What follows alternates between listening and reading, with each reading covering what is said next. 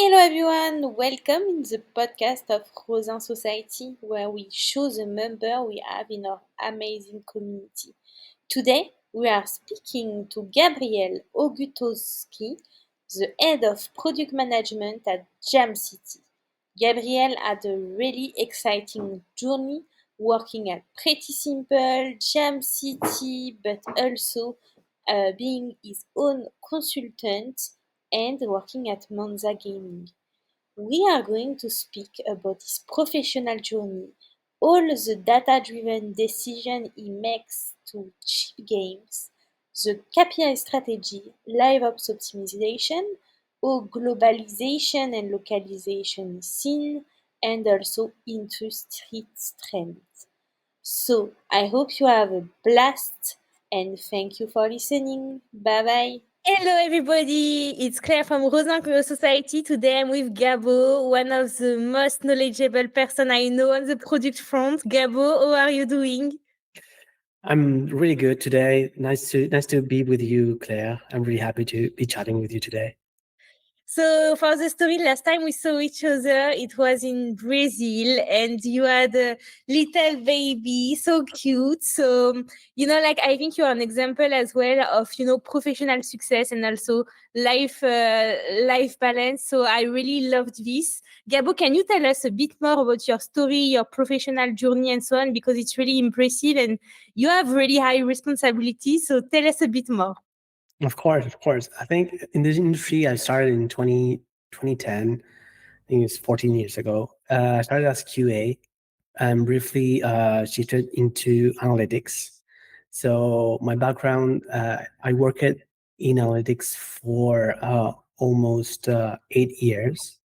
So my background is more into data and data centric decisions. So, and in the last 5 years, I shifted into product, and that was something that it was a passion of mine. While I was working in data, I was focusing on trying to work with producers and designers, and also with product people, trying to give advice on how to interpret data, how to use data to take decisions. So now I'm in the other side of the table, trying to make decisions to make the game, the product, lead the prioritizations to hit those KPIs. Yes, and actually you worked on a lot of different companies. So you worked at Pretty Simple, you also worked at Monza Gaming, Jamcity, and so on. Is there like a pattern in the data that you see? Are all the different companies using the same KPI or it's totally different? I see some difference in some of the companies. More are driven to revenue, and some others are driven to engagement and virality. I think Pretty Simple was part of their success was virality in Facebook. 2012, 2013, 2014 was a big part of all of the games back then in Facebook virality. So Pretty Simple was mainly focused on that and Facebook, and of course on revenue, but also there were a lot of focus on that perspective. I learned a lot of that during my period there. So yeah, I think each company has their knowledge, and they can share and success on that as well. Yes, 100%. And I think also, like setting the KPI is so important, like having clear goals to achieve all together the target. And also at the end of the day, have successful team. You manage a lot of different team. Is there a pattern of highly successful, live ops and economy design product teams? What are you think is working well from a team perspective? From a team perspective in Liveops. Yes. So I would say that having a team that is really committed into having everything set on goal on time, it's perfect. Having a system that works, having had a trend mill that it's always on time, having everything set on time, having the QA part, having the levels on time. I'm working right now on Puzzle, having the levels on time, having the A/B tests on time, having the events on time. So this basically converts on a trend mill every week, every month, every 6 months, every quarter. So it's a process, it's a system that needs to be really well done, needs to be really well done. So yeah, and it's a system that needs a team, really good communication, and a producer that talks to everyone in the team and yeah, gets everything done. Yeah. 100%. And there is always a time to market, especially when you do Liveops. Like you may have, Father Day that is coming, for instance, end of the week and so on. So you need to get ready for it. But um, do you see like Liveops significantly impacted like the LTV of a games? Is it something that you saw really improved the revenue from your side in the KPI? Yeah, for sure. I think one of the successes that we had, more recent successes, is for a game that we recently had in our studio that we launched. We reactivated the 24 hours unlimited lives that had a 40% increase on the daily rounds played for the user. And I think one key important thing that you need to do for Liveops is to compound things. So, for example, the 40 hours unlimited lives, it's increasing rounds. So you know that people are starting to play more. So they are gonna consume more. So you additionally like send a sale event. So you combine it with a sale event. So we send a piggy bank event that's basically a send. So the piggy bank revenue actually went up to 10% increase. So you compound things at the same time. We also send a push notification to compound that as well, so increase the re-engagement for that. So basically, that could be a recent success event for Liveops. Yeah, so frequency of that, you need to take the opportunities. We launched that we saw that we had a weaknesses on Thursdays and Fridays. We tried to release on those days and try to increase that engagement on those weekdays. Yeah.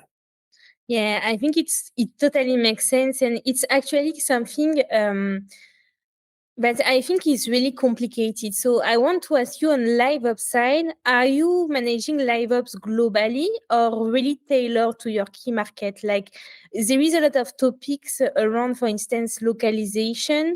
Like should you tailor your Liveops strategy, for instance, like for instance, Nigeria or France or US and so on. So it's such a big beast. Is it something you address? And if so, how do you address it?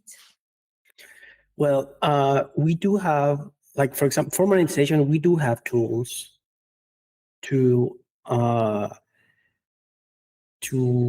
segment per country, to that segment by its purchase power per country. So based on the purchase power of the country, they segment the price of the country.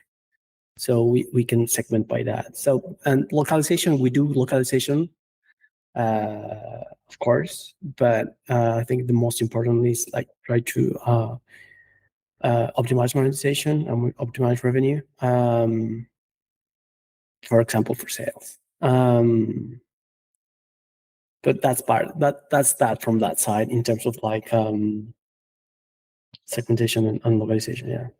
Yeah, 100%. And I think it's really smart, from your teams to do so. It's really something that is really difficult to manage as well. And that at the end of the day is really a trend. Like as our gaming industry, some people say reach a cap, for instance, in some key markets in the US. A lot of people are thinking, okay, so how can I expand and so on? And are really thinking this is a trend. But is there some other trends you are seeing in our gaming industry lately, that can, kind of help small developer, for instance, or things they need to look at? Yeah, I mean, I think one can't can see what Monopoly Go is doing, right? I think Monopoly is doing all the things right. The one of the most difficult things to do right now is acquiring users, and one of the right things that Monopoly is doing right now is like prioritization. Monopoly Go, it's a game that you play with friends, and how they approach the way that you play that game with friends, and you invite your friends, and they quotes solve this way, inviting your friends to play that games with friends and get quote free users. I think that is really great. All the monetization, sales, and the core loop itself is great. Um, so I think looking at the big players is good. I think Monopoly Go is doing a great job there. The trend also, another trend that I'm seeing is in general is the TikTok TikTokization of games in general. That means that games, I mean, our brains consume content in smaller gap, in smaller minutes. I mean, for example, puzzle levels are shorter than there were 10 years ago. So everything is shorter. Our brain consumes shorter content. So everything tends to be like that. So yeah, that's basically what I see the trend for the future. Yeah, so like, do you feel like games are going to be more and more shorter? Like I saw like YouTube, for instance, they just launched the HTML5 games and things like this. Right. Like, do you think like we will end up like playing playable ads basically? No, I don't think so. I think inside the game, each level, each content should be like shorter and more explosive and more. As a person, as a human being, we will need more explosive, more shorter, and more exciting stuff in a short term. Because every time we go to TikTok, we have this like addiction to like shorter videos, a lot of like dopamine that we use, like boop, boop, boop, move to video. And I think that's the consumption that we are used to right now. I think video games will turn to that in the future. Um, yeah, but it will be the same game, but the how the levels and how things are created will mimic that. Yes. And what did you think about these big trends that I think one of those that really nailed it was Royal Match of mini games, like in the games. Like, is it something like you tried that worked well? What did you think about it? Sorry, could you repeat the question? Yeah, so did you guys try mini games in the game, like like adding on top Yeah. of your main game, like something else, like a runner and so on that has nothing to deal with your game? So we tried mini games. It didn't work really well at that moment for CJ. Um, I think we nailed it just yet, but we're still trying to nail it. Yeah, Okay, and do you think it's something long term that could answer, this need of dopamine from the user? Like, absolutely. Absolutely. Absolutely. I think it could be one answer to that. It could be one answer to that. Absolutely. I've been asking like why people are enjoying mini games, like when they go into a core game, like or even a casual games and so on. Why do you think like they are enjoying it like at the end of the day?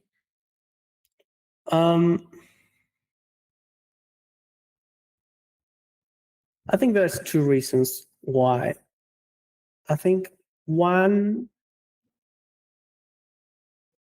it's because there's a pause on the core loop, and then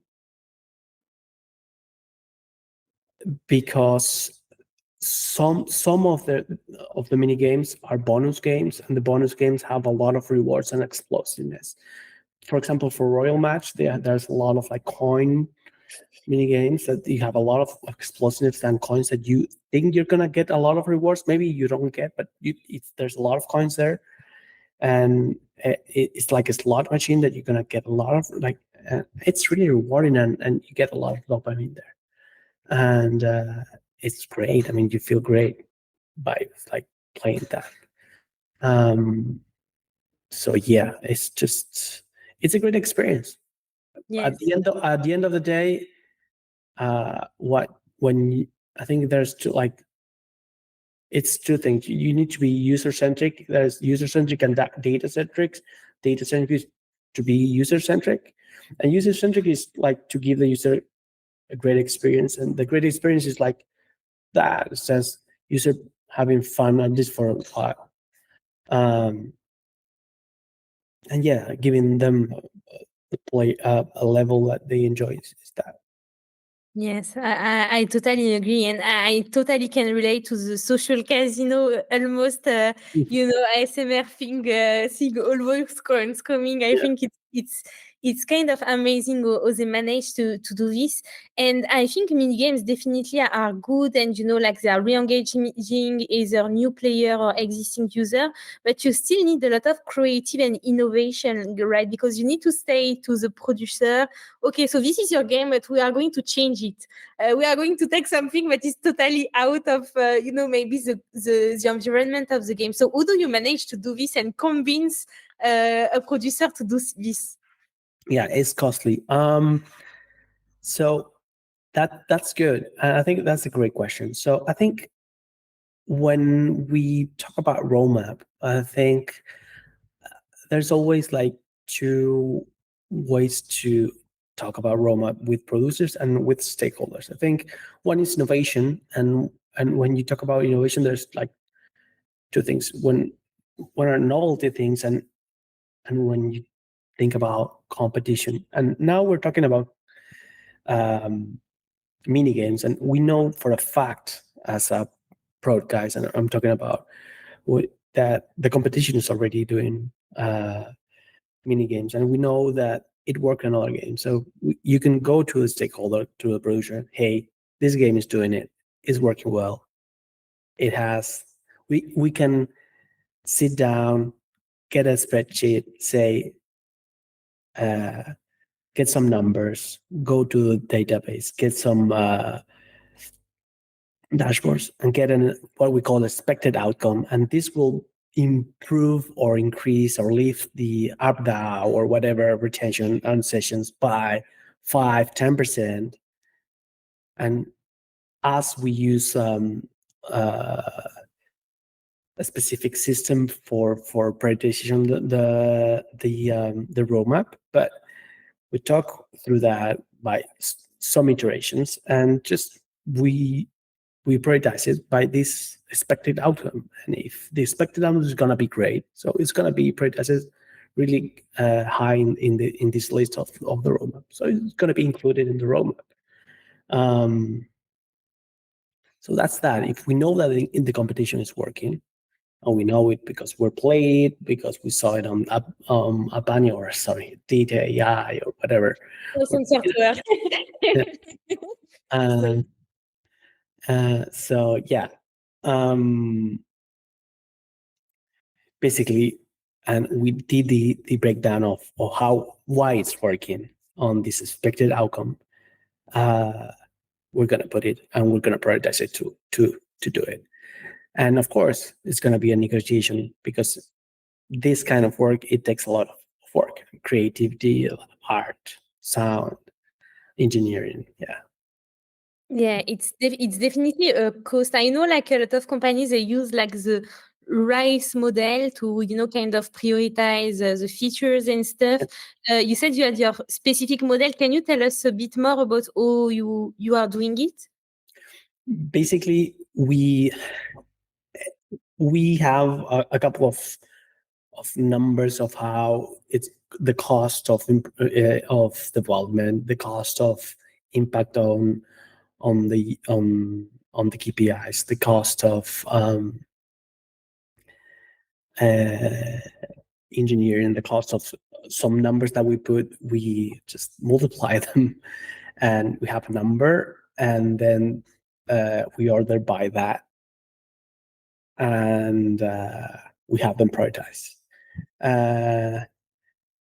And then we talk with the stakeholder team and team to have them put in the roadmap. So yeah, we talk also with the team to use the rights, but I think that this is the thing that it worked for us, and yeah, it's simple, and yeah, that's it. Basically, we ponder by some numbers that we use. Okay, yeah, I think it's a really difficult exercise with a lot of different stakeholders, also super costly. So I think it's super interesting for the audience. Just going back about the team, because at the end of the day, we are doing nothing alone. What are the biggest challenge in managing a product management team? For sure, and it's a challenge. It is. I think one of the most challenging thing, it's about communication, and being open about all things that are happening in the team, and being collaborative. It's one of the things, and being able to address all the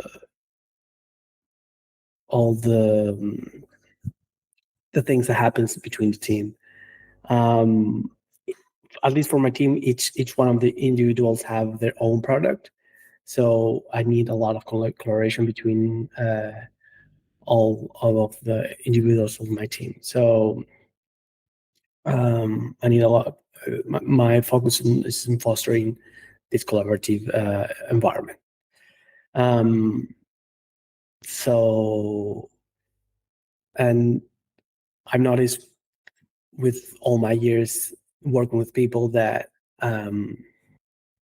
each individual has weaknesses and a lot of strong strength that when you are managing people, you need to like strengths part, and also like do a lot of time to work with the weaknesses. Like for example, I have a guy that is really good with data, but maybe not good with communication and stuff. So I will spend my time working with the communications part, and another guy who is great with innovative ideas and really creative and stuff, but not really good with data. So I will just spend my time like doing queries or looking at data and stuff. So just to, and then I don't know, try to build this team that they can be what they are as an individual, but like make them stronger and as a team, but also as an individual. Yeah, that's it. I love this, and I think this cannot happen if you don't have a coach, someone like you that takes the time to sit down with the person and And I mean, you know, like for me, you are a real leader, and it was a real pleasure to have you also to show the example of what you need to do. Always coach people, you know, to get better, and not just you say you are amazing and so on, you have strength, but also even on the strongest people, find what they need to grow. And I think it's what is interesting also to the people at the end of the day. Nobody likes not to learn. So, Gabo, it was amazing to have you. I know your time is really precious, so thank you to have take time. Do you have anything else, a last word to share? No, I don't think so. I think it was great. It was really a pleasure talking to you. Thank you so much for having me. Thank you, and I hope to see you in Disneyland Paris, like this again. Yes. Come with me. It was a pleasure to have you. Take care and see you soon on Rzain Society. Ciao, ciao.